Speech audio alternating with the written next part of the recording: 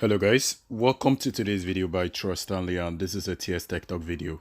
So on today's video guys, I'm going to be showing you guys how the major changes on the YouTube works. Now since we finally have the full version of the YouTube application working very well, now I can easily show you guys how all of this new UI changes actually works. And let's dive into that. So there are 5 major changes that I'm going to talk about today. The first one is the pinch to zoom. The second one is the ambient mode. And then the third one is the precise seeking. And then finally, the change on button. So all of these, I'm going to show you guys how they work and also how you can control them to make it work by yourself. Now, the first option now, the pinch to zoom. So if you're watching a video and you probably want to zoom in to that video. Introducing Globo, the app that delivers anything. The advert.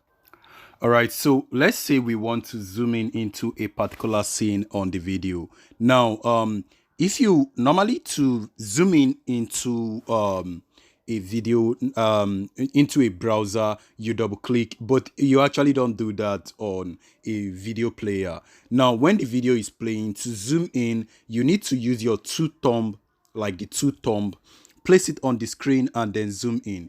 But fortunately you might notice that this feature doesn't actually work in the normal mode. Now to get this feature to actually work, you actually need to get into the full mode. Let me click on the full mode. Now click on it and you can notice the zoom in goes in. Now if you want to hold down that zoom in, just hold on one of your thumbs on the screen and leave it, and you can notice it's going to be there. And you can also move it around with the two thumbs. If you want to move it around, use the two thumb to move it around, and close your thumb to zoom out, and then open your thumb to zoom in into a particular scene. Now if you leave it, it's going to be steady on that particular area where you left it off. But apart from it being steady, you can move it around after leaving your thumbs on it. You can move it just around like this, and you can go into a particular feature of the video, which is actually very cool. So to zoom in, use your two thumb and pinch in and pinch out. So you open your two thumb to zoom out, and then you pinch in to zoom in. That is actually how to zoom in, but you cannot actually do that on the normal mode, which is the default mode like this. So if I'm doing it right now, it's actually going to be doing different things. So to make use of that zoom in, zoom out, you need to actually be on a full mode, on a full screen mode. That is one. And then the two, you might have already noticed right here that I'm currently making use of the dark theme, and I'm talking about the ambient mode, right? The ambient mode is actually going to allow you to display, or to probably make the color more dynamic in display. Now you can notice the advert right there. It looks a bit transparent to the video. Now let me scroll down. You can notice right there, and when I leave the video playing, you will notice that it's going to have that little transparency to that area. Let me play the video so that you see it. All right, so every time I play this game, I just get excited. The time flies by. I don't know what's going on. I'm just kind of just absorbed into the world. So all those. All right, you might not have actually noticed it, because this is actually something that you can only tell when you are either on the dark mode and on the light mode. So let me go ahead and switch this to the light mode so that you guys will see how this actually appears on the light mode. I'm going to play that same video on the light mode so you see how it appears. Now this is the light mode. This is how it appears, right? Now if I go over to the same video, this is the same video.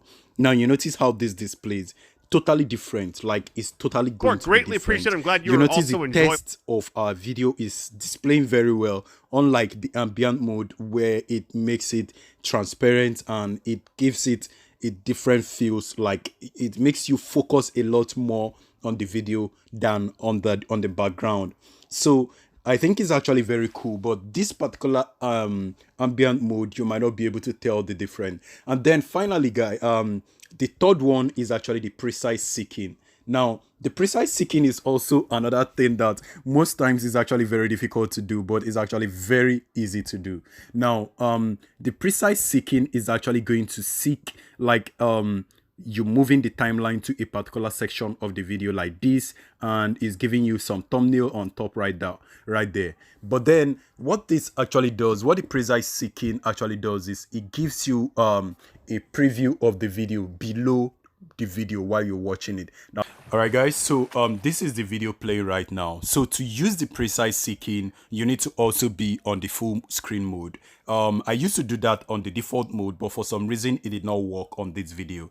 That's the reason why I have to put it on a full screen mode to test it out, and it still work on a full screen mode. Now all you need to do on the precise seeking, while moving the timeline of the video, try to move your thumbs a little bit up, and you're going to see the video display this way. Now with this displayed, you can easily see a little bit of a thumbnail of where you are moving, so it allows you to go precisely to a particular thumbnail or a particular video scene that you are watching, that you want to watch. So you move it easily, and it shows you preview of different video scene. Now guys, you might not notice this differently on this particular video game, but if I'm showing you this precise seeking on a video tutorial, it will be easier for you to understand that it works very well. So all you need to do on the precise seeking is just click and hold on it, and then move it upward without leaving your hand on the screen. When you move it upward, it displays the full screen, and it displays the thumbnail of the video, which is showing different scene of that video. So you can easily move it around, and it goes over to different scene. That is what the precise seeking does. And then finally guys, the change of button. This is actually not supposed to be discussed on this video, but I just discussed it because it's a major change. Now you can notice there is now rounded buttons all over the places, and it's very easy to actually tell. Previously the YouTube subscribe button was red, and now they changed the button to black, and it's actually black and white. If I'm on the dark mode, it changes to white. If I'm on the light mode, it changes to black. But all you need to know is that they just changed it from square or rectangle to rounded rectangle. So this is actually what they did, and I think so far any other changes is actually done on this particular section of the YouTube creator section, which is also not that bad. But these are not all major changes. I think the major changes is already what I just showed you guys. So far that is how the YouTube has been. And just guys, tell me what you think on all of these changes, if they are really cool or if they are really necessary, and if you like it, because a lot of people still claim that they don't like this.